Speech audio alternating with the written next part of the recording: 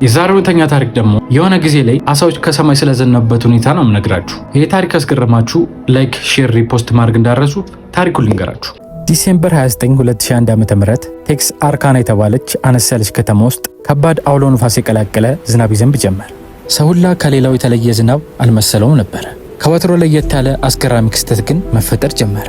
የመኪና ሽያጭ ውስጥ የሚሰራ ጄምስ ኦድሪች የተባለ ሰው መሬት ላይ የሆነ ነገር ሲወድቅ ይሰማል። ጩኸቱ ከዝናቡ በላይ በልጦ ስለተሰማው ምን እንደሆነ ለማየት ጠጋ ብሎ ሲያየው ትንሽዬ የባህር አሳ ነበረ።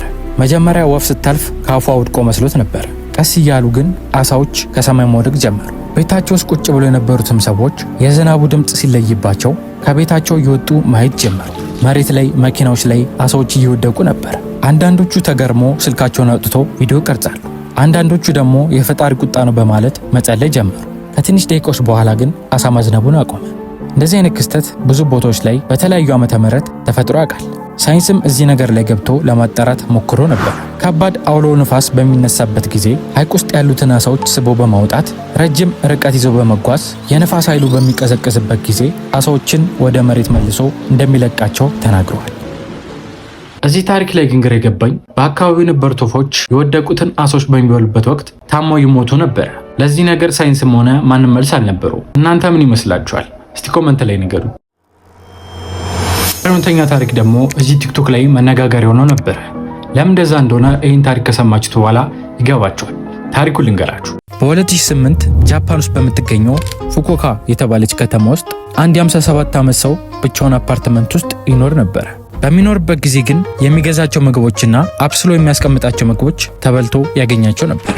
አንዳንዴ ደግሞ ከስራው ሲመለስ ቲቪ በርቶ የፍሪጁ በር ተከፍቶ የገዛቸው ወተቶች ተጠጥተው ይጠብቁታል። ሰውየው ከራሱ ጋር ክርክር ውስጥ ገባ። መርሳት ጀምሬ ነው፣ ሌባ ቢገባ የመግቢያው በር ይሰበር ነበር። ትንሽ ካሰበ በኋላ የሴኩሪቲ ካሜራ አምጥቶ ቤት ውስጥ ገጠመ። በነጋታው እንደተለመደው ወደ ስራ ሄዶ ስራውን እየሰራ ባለበት ወቅት የስልኩ አላርት ጮኸ። ካሜራው ከስልኩ ጋር ተገናኝቶ ስለነበረ ከፍቶ ሲያየው የሆነች ሴት በነፃነት ቤት ውስጥ እየተዘዋወረች ያያታል። ሰውየው ደንግጦ ወዲያውኑ ፖሊሶች ጋር ደውሎ ወደ ቤቱ እንዲሄዱ አደረገ።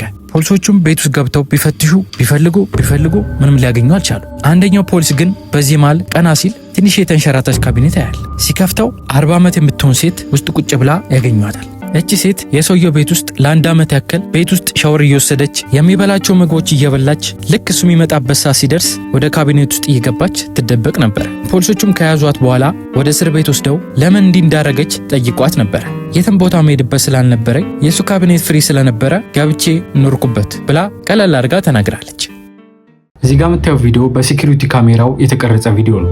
ሴትዮዋ እንደምታዩት ከተደበቀችበት ወጥታ ፍሪጅ ከፍታ ጁስ ስትጠጣ ይታያል። እሱ ብቻ አይደለም፣